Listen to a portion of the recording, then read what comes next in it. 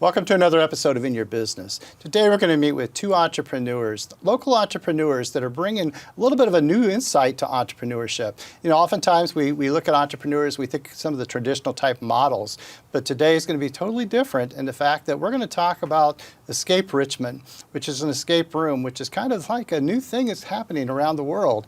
And it's really great that it's right here in Richmond, Indiana.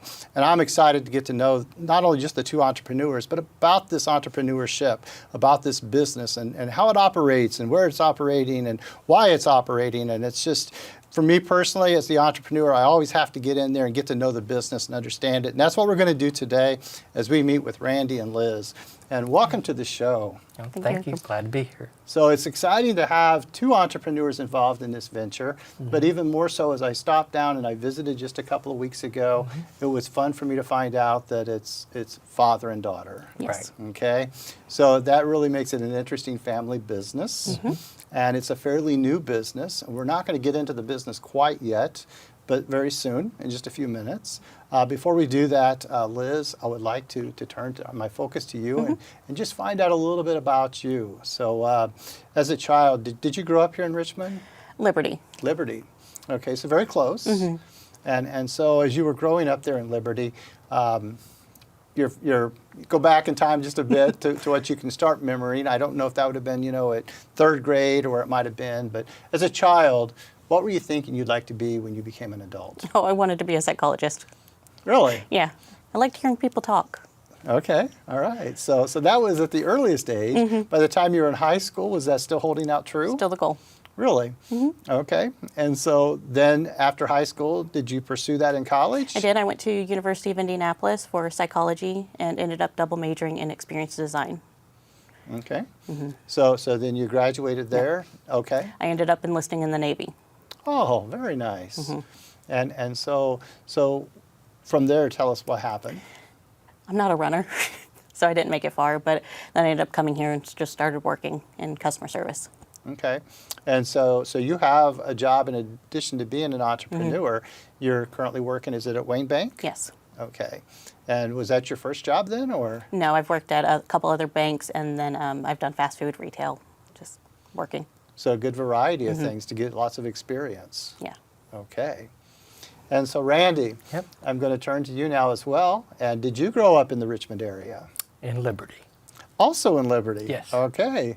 So that's great to know. As you were growing up, go back to, again, third grade, fourth grade, what was it you wanted to be? Don't really remember as a kid. I think I always kind of wanted to be a cop. Okay. But that didn't pan out. But in the later years, in the teens, of course, I'm dating myself, but that was back when computers first came out. So I was a computer nerd, and I got into computers, and I went to Vincennes University for 2 years for computer science. And then I actually joined the Marine Corps, and I was in the Marine Corps for 3 years and was medically discharged because of some issues, but came back and kept into computers, and I became an independent contractor, worked quite a few different places, going down into Kentucky and South Carolina and different places, working for big companies like IBM, Lexmark, Valvoline, Michelin Tire, just doing computer work for them. And then came back with the family, and we were living in Liberty for a while. I decided that I did want to pursue the criminal justice side of things, so I started looking for a bachelor's degree in criminal justice, and I did eventually finish my criminal justice degree here at IU East. And I worked for the prison in Newcastle for a while, and then I went to work for the Department of Child and Family Services as a DCS worker, and then I actually started working for Richmond Community Schools as a substitute teacher, and then I became a library aide over at Charles Elementary, and I was there 5 years, I believe, and was teaching their computer class. So, and then that's when we decided to get into the business. Wow, so you've had quite Yeah. a career path, and Liz, you've got quite a mentor here to follow as well, and I mean he's quite a leader, so he's led the way for you. That's awesome. Yeah. So it's kind of fun to hear you speak about the computers, okay? Because I'm going to say that a lot of the time you're spending on computers was very much the entry days of computers. Were you programming? Yes. Yep. I don't know the year, but I was probably 13 or 14 years old, so late 70s. You had the Commodore VIC-20 and the Commodore 64 coming out, and the TRS-80, the Radio Shack. All the schools had the TRS-80s, and so yeah, that's where I got my start, and I just started picking up programming on my own. Oh, Randy, my first computer was a TRS-80. I went to There you Radio go. Shack in the mall and purchased it, and you have to understand it was a keyboard, okay? And you plugged it into a television, and it had a cassette, and supposedly you could save stuff, but you really couldn't, okay? And I mean, this was like, it wasn't good. Yeah. All right, and so it's fun because here at the university I get to spend a lot of time with students, okay, and that's what I do. Yeah. And it's interesting to share with the students because today's student grew up with the internet, okay? We talk about computers and we talk about the time you spent with them as a programmer. The most difficult course I took in undergrad was Pascal. Oh yeah. I had to take a Pascal class. Do you know what that is, Liz? Heard of it, don't know what it is. I didn't expect so. You do. Yes, I do. And it was so difficult because I was supposed to learn how to program a little bit, okay? And that was my most difficult course. Today, you know, a lot of people give me credit for the technology I bring to campus. And, you know, I have a VR, you know, 10 VR units in a VR lab, okay? I have a HoloLens and 3D printing and laser cutting and the whole bit. It's not the same. I don't have to program it. Right. All I have to do is basically set it up with a passcode and go. It's done for me. We are living in what a wonderful time, as far as I'm concerned, because I didn't do well in that programming class. You probably enjoyed the programming so much that you're kind of like wishing we could go back to that. Yeah. I kind of got out of focus with the computers when things started evolving and it became more the graphical type stuff and the visual languages, because I was an old school programmer and I continued on that, and that was kind of my niche. Was I knew the old languages, and so companies that were holding on to that old technology needed me. Sure. And so, you know, I was able to make a pretty good living, you know, doing the old stuff, but kind of burnt me in the end because I wasn't up with the new stuff. Sure, So sure. rather than starting over again, I took the different career path to go to criminal justice. Sure, and that's what happens. Each of us make choices, okay? We realize that, you know, as we come through high school and the college and we start our careers and such, we hope we're making the right decisions. I often tell students, though, to just make sure you're having fun, okay? Because things do change, time changes, okay? And so what we're doing today that's really, you know, complicated, 10 years from now might be replaced. Right. And so most of our students today don't even realize what it was like to not have the internet, okay? But the internet's not been with us, you know, all that long. Nope. So we go back 20 years ago and we were introducing the dial-up. And what that meant was that you were using the phone lines, but if somebody picked up the phone to call or answer, you were cut off your computer. It was so slow. Yeah. We had 286, 386, 486 models. And 14K. I was, you know, I actually graduated college before I got my first computer. Yeah. And today my phone can do more than that first computer did. Oh yeah. Okay.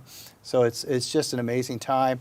I don't really like to dwell on that because I think the best times for me personally are now. I love what we can do, okay? I love the fact that I can make a 3D printer work from halfway around the world Right. with the technology in my phone. And I've tried it, and I've done it, okay? And it's amazing. But that's what's given us the environment we're in today. And so the whole environment of the technology, we're going to move into the business you're in. So Okay. you own and operate Escape Richmond. Yes. And that's located in downtown Richmond. Right. Yes. Okay. So Escape Richmond is entertainment, I guess, would be the sector. Is that Yes. correct? Right. Yes. So Escape Richmond, I think it's fun because even right before we came on, we have a live studio audience today, and one of the students in the audience was talking about cameras and being able to interact with your guests. So when people come to Escape Richmond, they go into a room. And I'm going to let you tell what it is because I've not been there. But the technology we have today is what allows you to have that kind of business. And a lot of the things we're doing today is because of that. So you were on the foundation of it. You were on the ground floor of it. Yeah. You helped us get to where we're at today, and we appreciate that. But let's take off now. Let's talk about Escape Richmond. And what I want to first learn about is how did it start? So it started with me and a friend of mine. We love escape rooms. We've been going to them for years. Ended up getting him into them, and he's like, "We need one in this area," and so we worked and got it all put together and opened. So are you still in Liberty? No, we're in Richmond now. Okay, so you're living in Richmond now. Yes. Yes. And so you wanted to have an escape room right here in your town where you're at, okay? So you had visited several? Oh, so many. Can't even tell you how many. I've been LA, everywhere, Florida. I go everywhere for them. So do you think this is coming back to your education in psychology and your interest in psychology? It's more the experience design of it, which Okay. that is a program of thinking of every little detail and how customers and people interact and how they view it. Oh, okay, so it is the design side. Okay. So you were visiting each of these and you thought this was great. And then did you turn to your father and say, you've got to visit one as well? I'm like, you want to go do something? And I took them. Oh, okay, so you didn't even know you were going to escape room. Right. I think we went to some in And Indianapolis. yeah, you have to schedule ahead of time so they know. Oh, Yeah. okay, all right. So what was that like for you? Oh, it's fun. I love them. I love even just like puzzle books, and of course, I spend a lot of time on the computer. I do video games. Even at my age, I still play video games and stuff like that. So it kind of all ties in. It's just Yeah. the You just love entertainment. puzzles. Yeah, little puzzles. I like the what do you call them? Hidden object games. I love doing that, and just solving the puzzles. And escape rooms gives you more physical puzzles, more things to touch and feel. Yeah, So that's awesome. And Randy, I have to be honest and tell you that we have 50 students right here on this campus, okay, that are here for esports. Yeah. And so they're playing a variety of, competing with a variety of games, okay? And I almost said playing, but it's really not playing. Today it's not playing. It's a part of who they are, what they're Right. doing, and their careers are strong from it. And we also, on this campus, I host a lot of ping pong tournaments. And I'm proud to say I've been published with ping pong. I've received grants from ping pong. And a big part of what I do with ping pong is I teach strategy, okay? I teach people how to improve and win. And that's exactly what I'm preparing.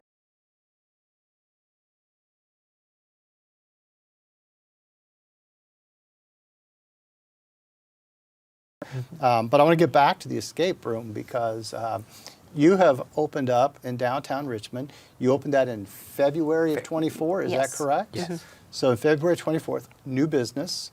How did you determine your location? It was basically kind of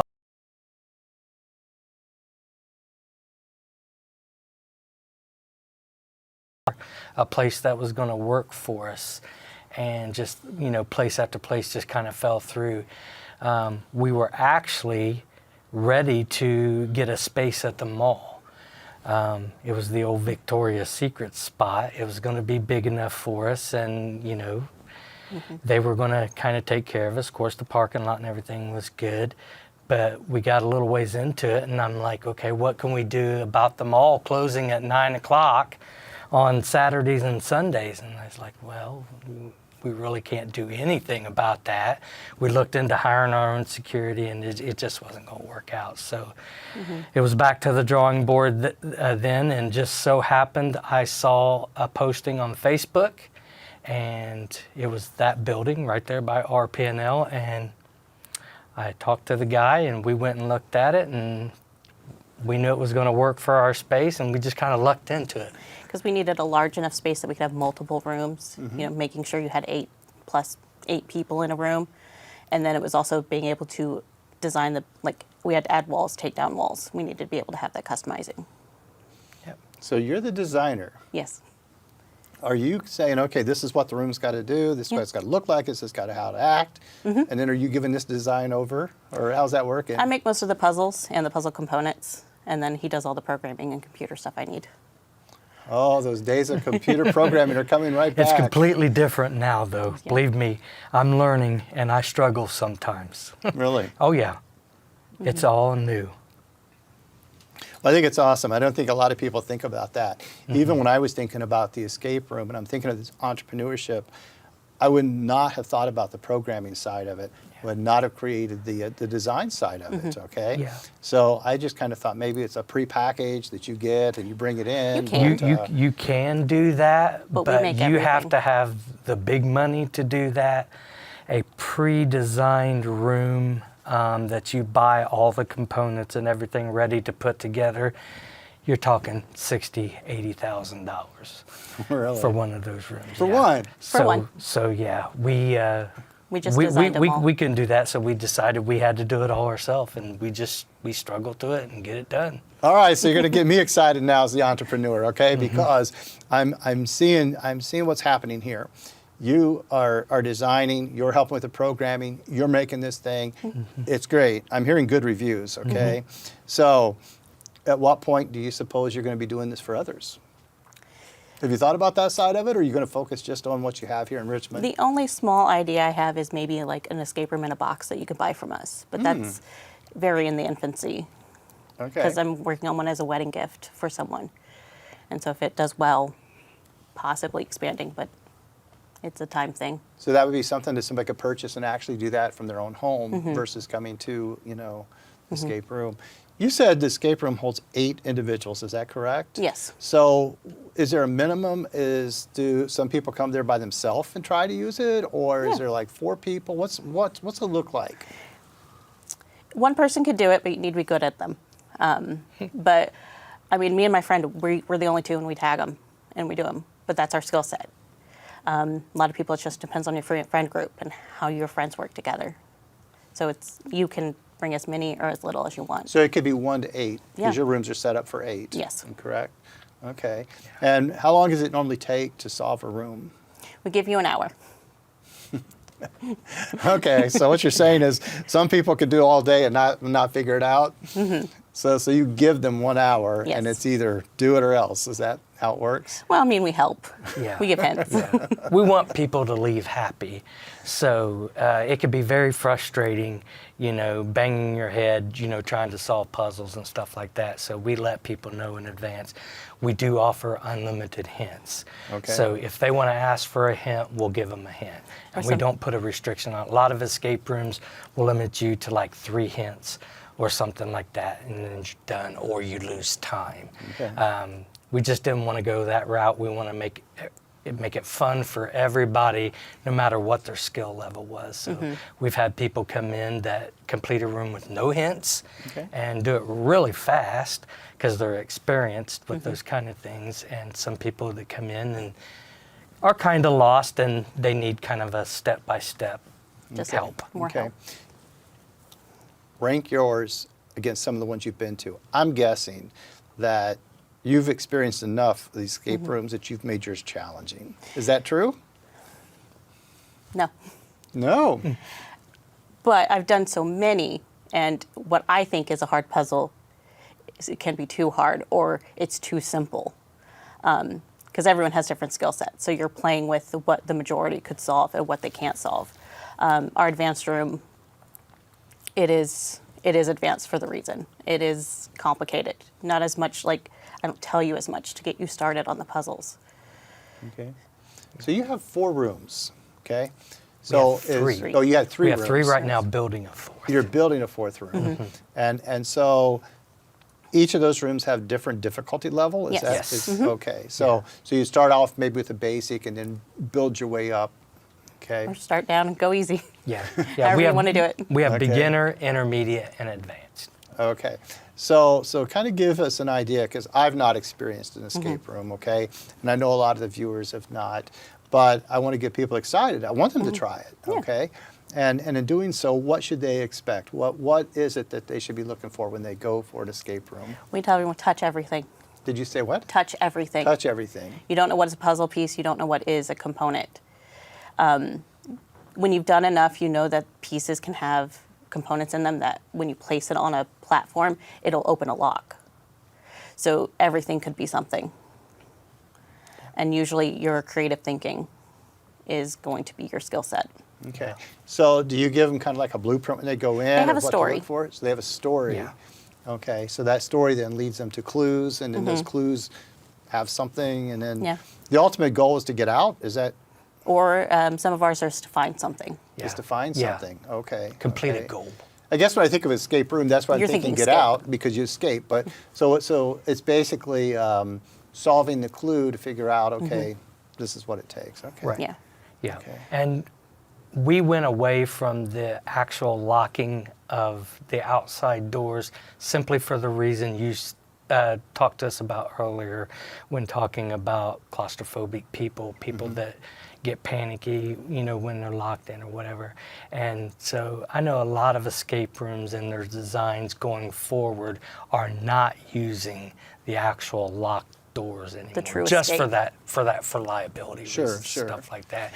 And when you do have a locked door, you have to have escapes for a person that they can, push something that's going to let them out of the door right away. Sure. We don't want anybody having a panic attack in one of our rooms. Also, you have to Sure. think how many themes can you do of how do you have to escape? So you have to play on. Sure. And how do you do that? Because, let's say that I bring the students there and we go through all three, okay? And of course, let's say 6 weeks. So what's next? So do you change up the rooms every quarter, or how often do you change up the rooms? Right now, since we've only been open not even 6 months, we've already changed our beginner room theme because a lot of people are bringing their kids, and it was a murdered room, a murder theme room. So we Okay. ended up revamping it to a vacation style. Okay. So that's the only one, and we're building the fourth, and then we'll start tackling it changing. So it's going to be probably 6-8 months that we're going to keep a room, and then slowly rotate out. So 6 to 8 months, then you'll rotate each of the rooms. Okay. So will you do all three of those at a time, or will One at a time. You're going to get onto a point where basically there is going to be a lot of change happening, so people can come more frequently. Yeah, and to change Okay. out the rooms, we have to take them down for a couple weeks and get everything rebuilt, and so. Okay. It's exciting. It's fun. is, yeah. Okay. So you're the entrepreneurs. You came up with the idea. You're programming it. You're doing the details on it. What's the greatest part? What are you really, really enjoying? So as an entrepreneur, Liz, tell me what it is that you're really enjoying. I love it when I see people figure it out and they get so excited. You hear them like literally cheer for themselves and everyone else. They're like, "Oh yes, we got this." Okay. Randy, how about yourself? What is Yeah, it for you as well? it's pretty much the same thing. Just watching all the people go through the room, seeing the different reactions, and just seeing people happy when they leave. Okay. Yeah, because like I said, we offer unlimited hints. So if people ask for the hints, or if they accept the hints when we offer them, because if people are really struggling, I'll say, "Would you like a hint?" And sometimes they say no. We've had only a few groups that come through that refuse to take the hints, and a couple of them haven't gotten out, but I mean, that was their choice. It's their challenge. It's their challenge. So just having happy customers is what I strive for. And when most people leave, they're laughing, talking about how goofy they did something. Yeah. They love it. Yeah? Good. So, Liz, I hope if I experience this, I have somebody like you on my team, because, I want to be able to come out of there as happy and that we solved it, okay? I'm probably the person who wouldn't be able to solve it that well. So, who's your market? Who are you targeting? Is it everybody? Is it, pretty you much- said there's some children in there, so you had to change it from a murder room to something more of a vacation type of room. So, probably the youngest person coming is... Youngest person we've had in a room is a little baby. People bring their kids. Okay. But most of our demographic is going to be 10 up. Okay. Yeah, we've had some like 6, 7, 8 years old, and stuff like that. But Yeah, like our beginner room. Is more focused to the 6 to like 14. Yeah, range. 6 to 14, something like that. Okay. Yeah. Sounds like a good thing for team building. Yeah. Yes. It also sounds like a great opportunity Yeah. for, any type of Yeah, celebration. we've had, I've done We've done youth groups. special groups for youth group. We actually did a student group here from IU East. I've done some corporate stuff with Hills and Belden and some different factories around town. So yeah, they use it as a group kind of get together thing. Yeah. Okay. Let's talk briefly about the hours. We're down to the last 2 minutes. Okay. And so you mentioned that you looked at the mall, but you were concerned about the 9 o'clock closure. How Right. late are you staying open? 11 o'clock on the weekends. You're there till 11 Yeah. o'clock on the weekends. Yeah. Yeah. So let's talk about your hours then, because you're the entrepreneurs. I know you're working in the bank, but then you're also working at the Escape Richmond. Now, how many hours are you putting in? Haven't calculated. Yeah? Doesn't really matter as the Doesn't entrepreneur, matter does as long it? as it gets done. All right. Randy, how about you? I'm doing stuff for the business every day. So whether I'm physically at the place, that may not be true, but I'm always on the computer ordering stuff, dealing with the financial stuff, all that kind of stuff. So it takes quite a bit of my time. But because the actual construction part of it, when we're in it, it seems like, we're there 12 hours a day, Yeah. trying to get everything done. But it's a lot of behind the scenes type Good for stuff. you. Keep doing a great job. Okay? Okay, All thank you. right.